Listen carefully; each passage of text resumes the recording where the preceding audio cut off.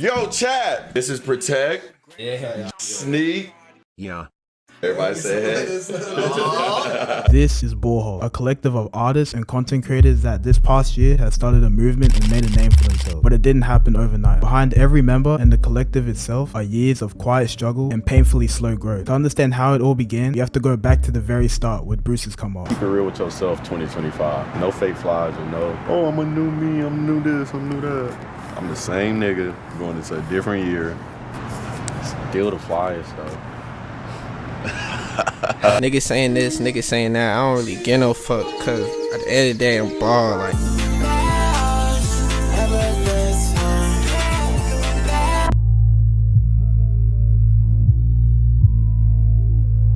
Bruce Ray Condones, known as Bruce Drop 'Em Off, born on September 23rd, 2000, grew up in Riverdale, Georgia. He started making content at around the age of 13. Even though he's mainly known for streaming now, it didn't begin that way. Like a lot of content creators, he started off just posting regular YouTube videos. It wasn't until he began uploading his roast session videos that he finally started seeing real traction. Yeah, stupid ass, ceiling fan looking ass, stank ass, ugly ass, you talking about? Boy, she about ugly as boy.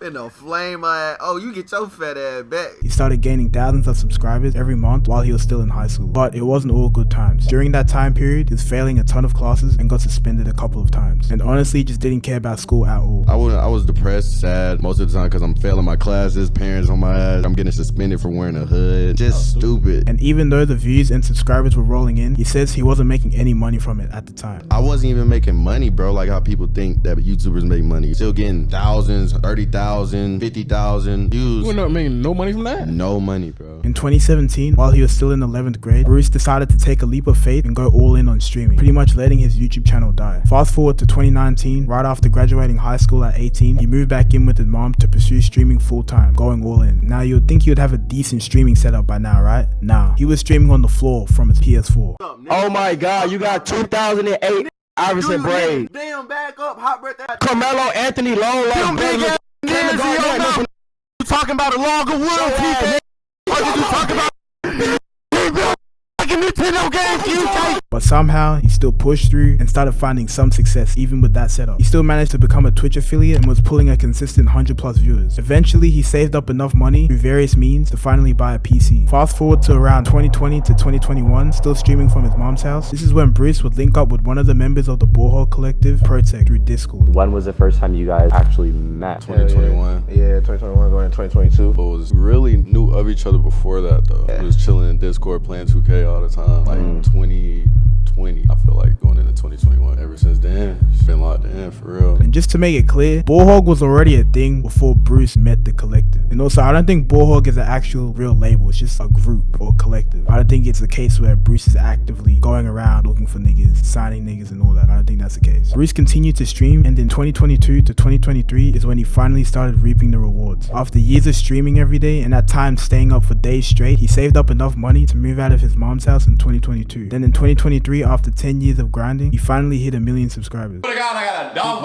Oh shit, okay. But I swear to God, bro. I swear this is happy tears, bro. This shit be so funny because niggas think this shit so easy, but bro, I've been doing this shit since I was 13 years old, bro. Recording videos off of fucking weed, bro. Dog, bro, I'm drunk, but this is real shit, I swear to God. Niggas used to make fun of this streaming shit. I swear, bro. Niggas used to be like, oh, what if this shit don't work out? Nah, nigga got 3 cars, bro. What if this shit don't work out? What you mean if this shit don't work out? Nigga got 3 cars now. Nigga finna buy his mama a whole house now. We love you, dog. Love you, Bruce.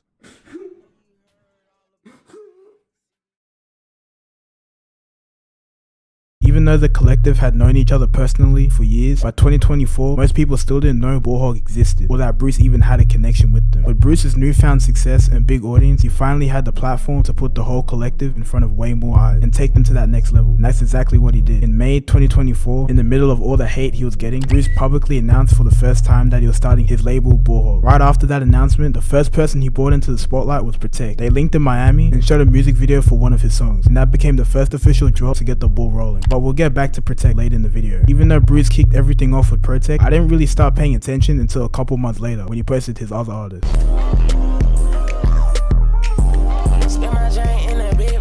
I watched the video and listened to the song and I'm like, damn, he hard. Do this. I'm like, Sneak. I went and listened to the other songs he had out at the time. I'm like, alright.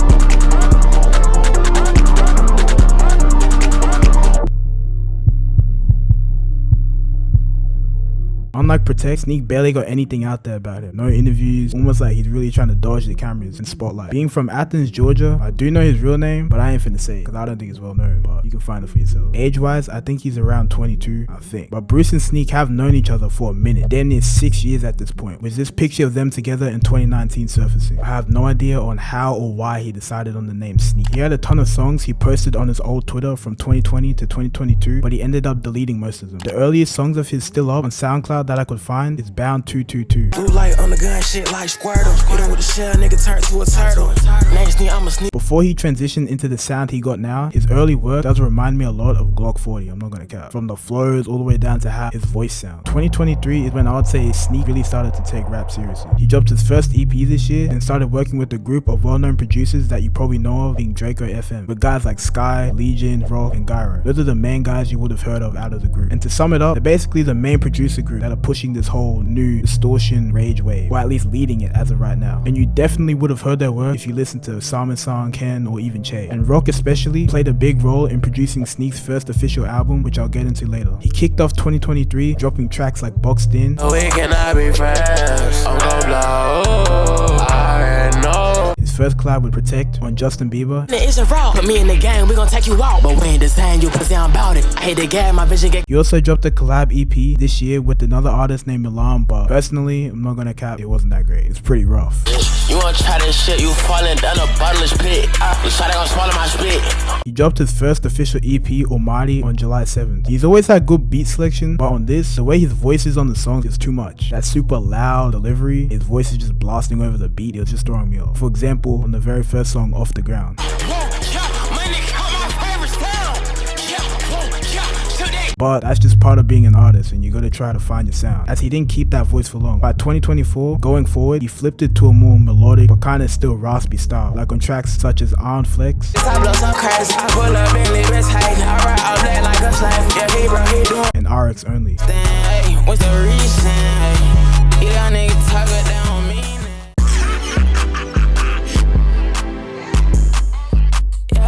His No Ceilings EP dropped on June 14th, being his only project this year. It starts with Save the Love, his most streamed song to date, and it's obvious why. The beat is crazy, and he's finally not overpowering it with his vocals. But the best song to me is Big Bang. This was one of the first songs I heard from Sneak. When I heard this shit play, I'm like, I ain't gonna cat this nigga cold and Blood Clot. Fast forward 3 months and his first real blow up moment. Well, I'ma just say this is his first real blow up moment because this is when I found out about him, and I'm sure this is when many other people found out about him. It was on October 15th when he uploaded the music video to his song Over My Dead Body, which released a couple months prior.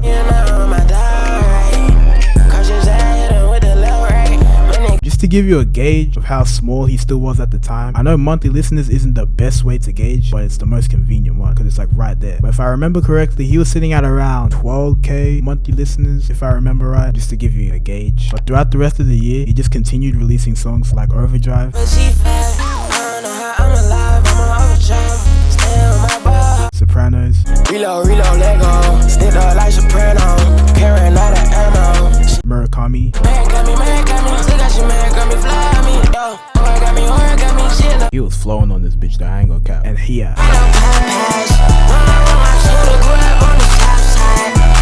2025 has been his strongest year yet. He dropped his best work so far with 2 EPs and a full album. Plus, he had the most growth in his career up until this point. Leading up to the album, on February 6th, he tweeted the album title Sharpshooter. But before he actually dropped Sharpshooter, he wanted to put out a different EP first.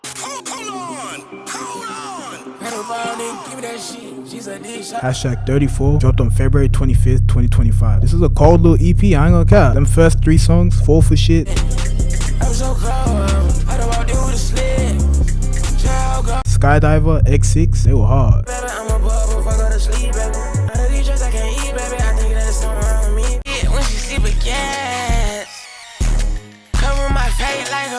And almost right after, exactly a month later, he dropped his debut album Sharpshooter.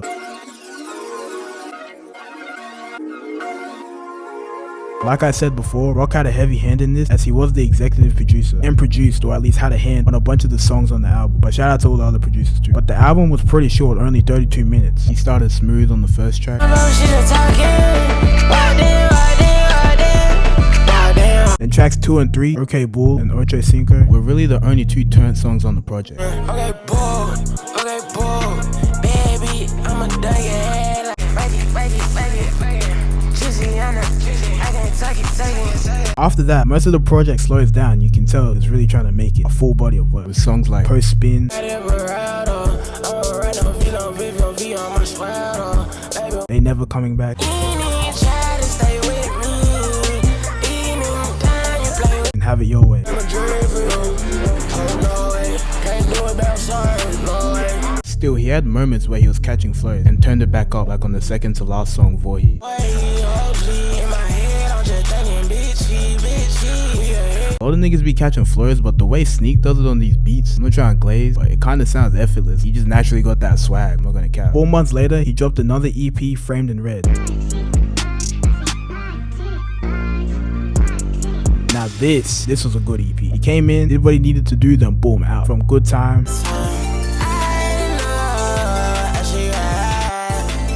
G Nikes, Shit Get Real,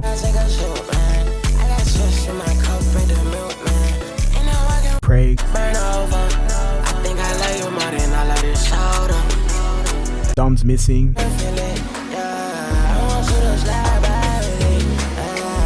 and the last song, Cry About It. I'm like, oh shit, this nigga got Molly Roll in this motherfucker. And he starts singing, I'm like, hold on. I don't think he's signed anywhere yet. I'm pretty sure he is still independent. But if he keeps dropping like this, that deal gonna come eventually, if he's not already in a deal. I'm not sure what he's working on right now. He hasn't announced a new project or anything. He just continued dropping singles for now. So we just gotta wait and see what he does next.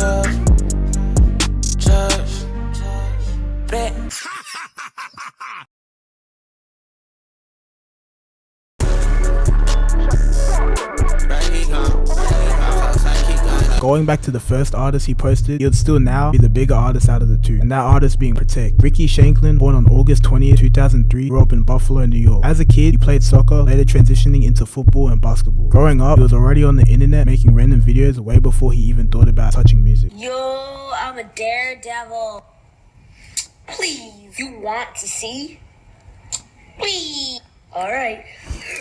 Back then, his music taste was heavy on dubstep and electronic stuff with little to no lyrics, often listening to beats off of the YouTube channel Bass Nation. Yeah, bro, I used to like listen to dubstep and shit as a kid. I'm used to listening to beats with no lyric. I know when I hear a good beat, like instantly. Bro, it was this YouTube channel, it was called Bass Nation or something. I know what you're bro, talking you about, feel what I'm saying? Yeah, like, yeah. it was niggas like RL Grime, just crazy people. Like, I'm trying to remember their names, but like, yeah, they would just post like some random like beat, like every day, and I'm just listening to it on YouTube, like 6th grade. Transitioning to City Honors for high school. During this period, around 8th grade, at the age of 14 is when he started to take rap more seriously, but still mainly as a hobby. With his earliest songs that I could find on his SoundCloud being Ignorant Freestyle, Pull up on nigga, do the dash, I cannot leave no finger. I'm a young nigga getting to the and Snakes. base. Niggas pythons, I swear to God it's really snakes. What's a bygone? At the time though, he wasn't going by the name we know him as today. He started off as Hey Cartier, and I'll explain the switch behind the name in a little bit. While he was recording these early songs, he was still in high school and mainly focusing on basketball. And like everyone else in high school, he thought he could have a chance at going pro. But eventually he realized his chances of making it to the league were damn near zero. What was it like playing basketball? A lot of ups and downs, a lot of realizations. What did it make you realize? My ass ain't going to the NBA. Why not? Like 10th grade, went to the doctor, I'm like, am I gonna grow? He's like, nah, man, it's by 9. Feel me, where you gonna be at? I'm like, damn. Graduating high school in 2021 was either A, make it, or B, you're with no real backup plan. So there was really only one way forward. And with him pursuing music full time in 2022, this felt like the right moment to switch up his name from Hey Cartier to his current one, Protect. He explains the meaning behind the name in an interview saying, what made you switch? It didn't feel like, it wasn't like unique or special to me. I didn't have no story for it. So I was like, I want to switch to something that means, you know, something to me. It's hard to like try to be a rapper in people's eyes. Like you go. So when I switched my name, just in my head, like I was already there. Like, you know, I started rapping with the confidence that like you need to go to the next level. Just off the name switch. From 2022 through to the end of 2023, nothing major happened. He just stayed consistent, dropping songs and music videos here and there, building a little fan base, trying to figure out what actually worked for him. He did have this one song that's recently gone viral for both him and Sneak that he released around this time. And if you scroll IG or TikTok, you've probably heard this sound.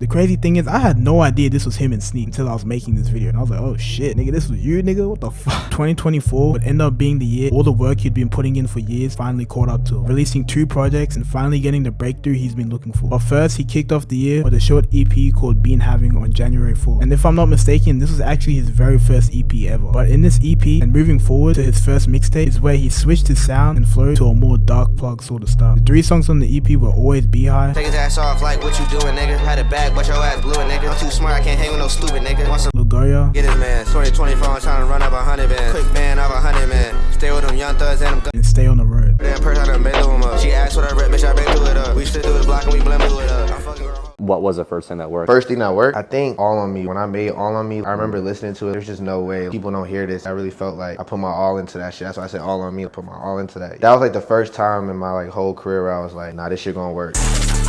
Yeah, well, my lines in my family. On March 28th, All On Me dropped. Up until this point in his career, he felt like he had a lot of singles that did well and blew up, but they were just one-offs, and he needed something that kind of stamped himself. It was just a struggle trying to figure out like how to like stay, you know, not just make a song and actually do good and then that's it. How do I make my name stay? That was probably like a big struggle for like the first, I'll go live 5-6 years I was rapping. Like I said before, this was still more of a dark plug sounding project compared to what he would switch his sound to later on. And I'm not gonna cap, a lot of these songs do remind me of that 2022 to 2023 Osama sound. It's the way the beats are and the way he was flowing on them. For example, on songs like Drop Your Dog, I've been riding all day, he tryna hang with us. Yeah, I'm in that pocket throwing bullets like Trim Freestyle, you on box, we don't box. Shoot this chop, smoke his out.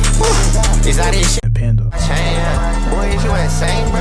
Boy, you lost your brain, bro. How come I'm from the same? It wasn't all dark plug though. There were slower songs like GoPro, Really, all of this shit we don't borrow. Papa Willie, I was from Power. She's like a different and put up my and Tumblr. your band up, boy, you broke as fuck. Drink, I ain't never had a seat. Shit might hit you, bro. Even though he says this tape was his first big moment, I personally feel like his next project he dropped later in the year is what actually stamped him and Ballhog as a collective in the scene for real. Fast forward 2 months to May. Nigga did run cause he mad. Just walked in here with bars, you can tell we. Now we're right back where we left off, with Bruce posting Protect for the first time and publicly announcing Ballhog, kicking everything off with the Ballhog summer music video. The whole thought behind why they chose this song to start it all off and how the video even came together, Bruce breaks it down himself. Going through like a hate wave, it's like, okay, what is something positive? You know, I got these positive group of people around me that are striving for something, and I'm big in my field to the point where I could plant seeds for my friends, and he had sent me this song. This is before I even knew of his music or anything. When I heard his music, All On Me, I'm like, Baja Summer, I'm like, I got a ring to it. It's turned the negativity into something positive. We decided to all go to Miami, and that's where Baja Summer came about. He was like, bro, I got way more harder songs than this. I'm like, bro, I know, but this is what's gonna get the ball rolling, and enough said, it did. From here on is when he switched his sound to a more monotone sounding flow, which is what he's currently using now. For example, on songs like No Assist, Well, make sure that you good. Well, make sure you ain't hurt. Yeah, we not sliding shit. RIP Takeoff, Think I want the sponsors all today. We smoking blunts. What the fuck is my? and Grab Your Blick. I'm finna ball on the field destroying. Get out my ball and ball out and ball out.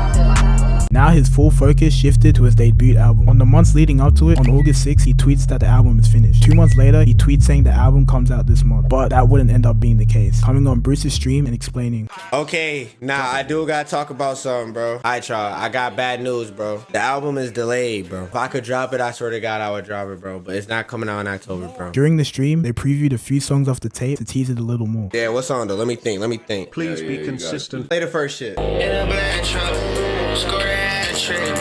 Feel like been through it.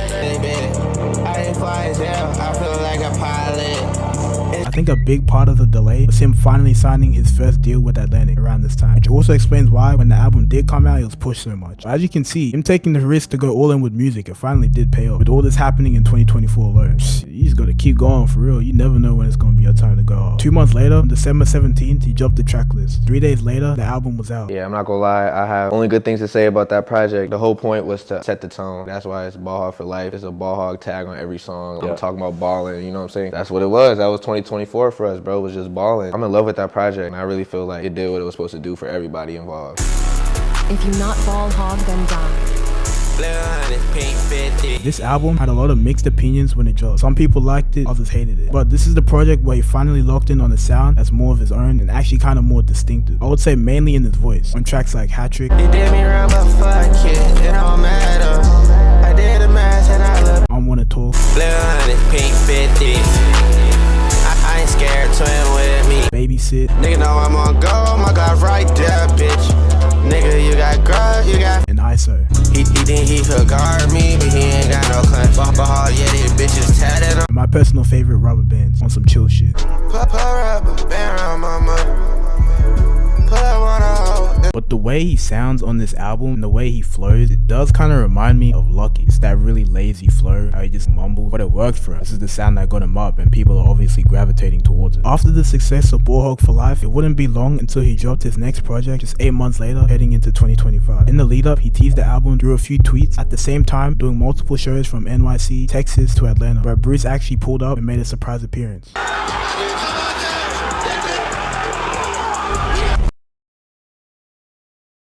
He was in 500 Days of Summer.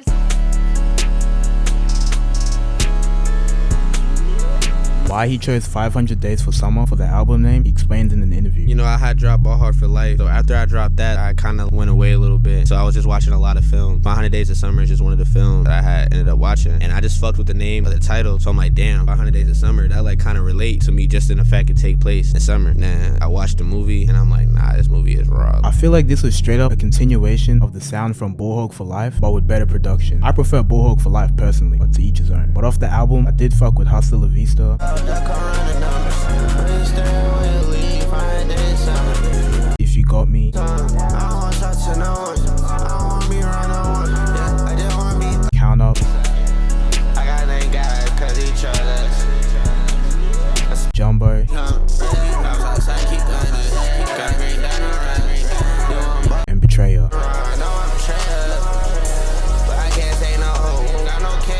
I feel like if he does more with his voice, he could unlock a different bag. But again, at the same time, I get it. Like Learn and Lucky have that really lazy flow. People say their voices are repetitive, but that's just their shit. You feel me? People fuck with that, and that's just what they developed into. So maybe this is what Protect's gonna continue with, because it's obviously working. He hasn't announced anything about his next project as of this recording, but I'll bet it's dropping sometime in 2026. As for the Ball Hog Collective as a whole, not 100% sure what Bruce's long-term plan is, but it feels like he's trying to turn it into a legit label with the artists he already has in it. Maybe down the line actually sign new people properly, or just keep adding to the collective. Or he might just say fuck it and keep it how it is and continue growing what they already got. Either way, it's working.